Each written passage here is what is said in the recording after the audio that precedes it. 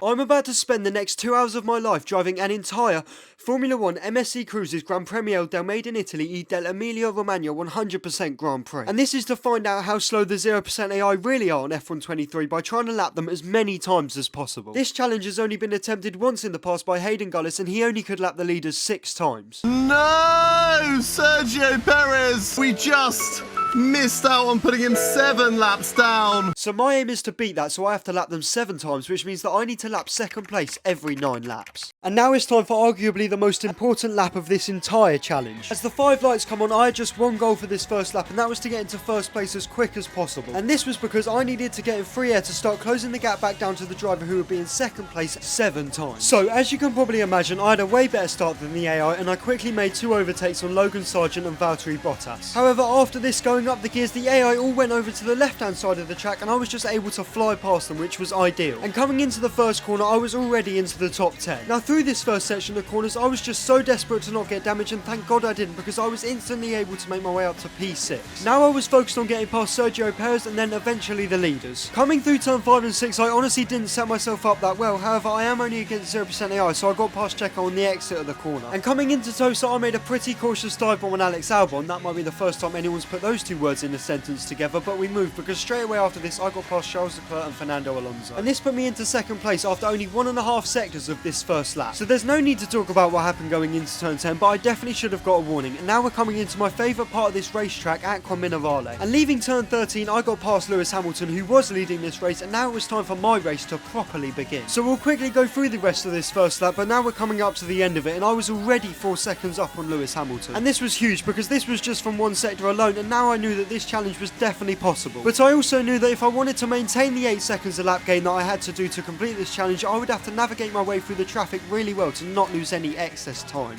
So we've skipped to the end of the second lap here, and this had gone so well. I had already gained 8 seconds on this lap to the 0% AI, and they still had a final 2 corners to go where I was certain I could gain at least a couple of seconds more. And by lap 8, I caught up to Logan Sargent, who was in P20, and I was about to lap my first car in this entire challenge. However, Logan wasn't the car that I wanted to lap at least 8 times in this challenge, because as you can see here, Lewis Hamilton and Fernando Alonso were a long way out in front. And here is where the problems started. So as I've already mentioned, I knew that I would be losing a lot of lap time stuck behind the AI when I was lapping them. Going through turn 5 and 6, I had to be under the limit, and then going through turn 7, I had to get past Checo on the exit of the corner, which wasn't exactly ideal for traction. But what was ideal was lapping the leaders for the first time in this race. At pretty much the exact same point a lap later, I got past Lewis Hamilton and Fernando Alonso, which meant that in the next 53 laps, I had to lap them 6 times, which is about 57.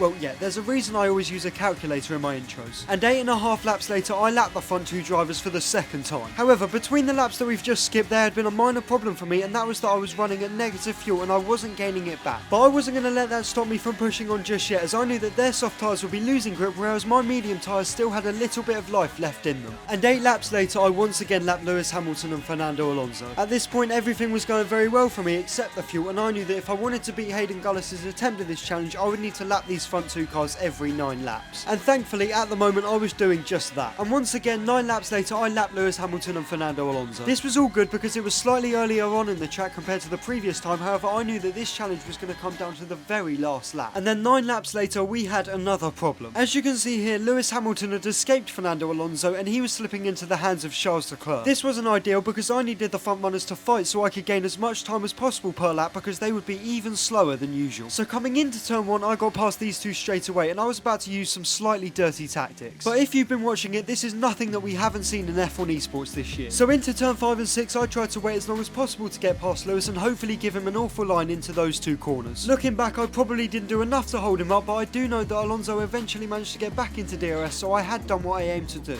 And now it's time for genuinely the scariest part of this challenge. So as you can see here, we're on lap 54 of this challenge, so I've nailed the 9 lap per lap day, but Lewis and Fernando were fighting into turn 1 and I just had to get past them. So I knew that I had to take a massive risk, and this happened.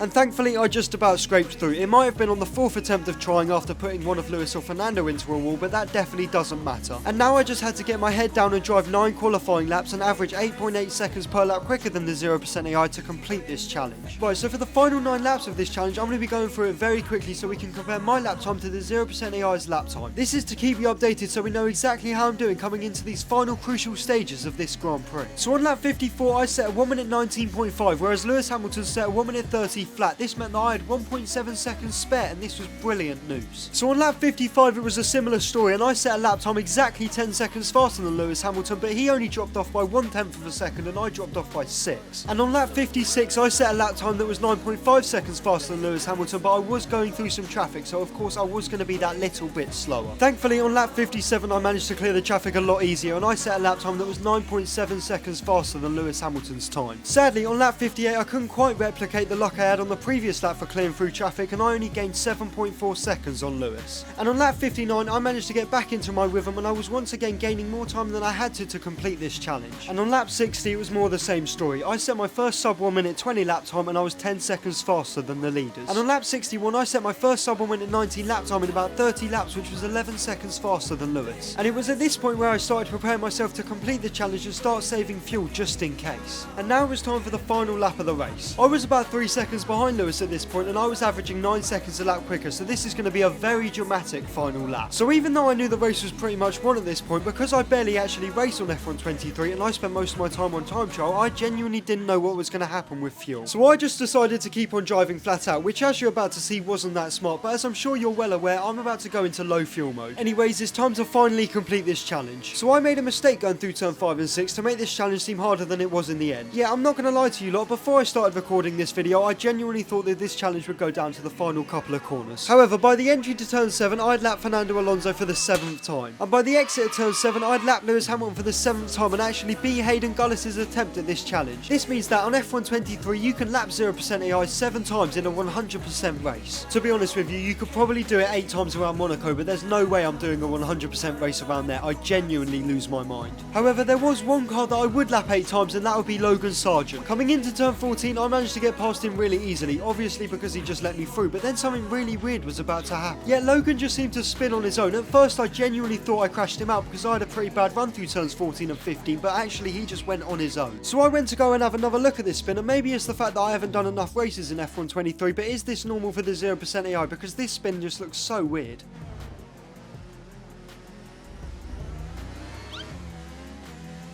Yeah, by the way, if you hadn't noticed at this point already, I'm just trying to stretch this video to 8 minutes because, well, a sim rig isn't exactly going to pay for itself, is it? Moving on, thank you all so much for watching this video. Please subscribe because my F1 24 content is going to be crazy. And if you are a video editor, please email me at the address that is on the screen because I can't put out 3 videos alone on my own. Once again, thank you all so much for watching, and go and check out another one of my videos.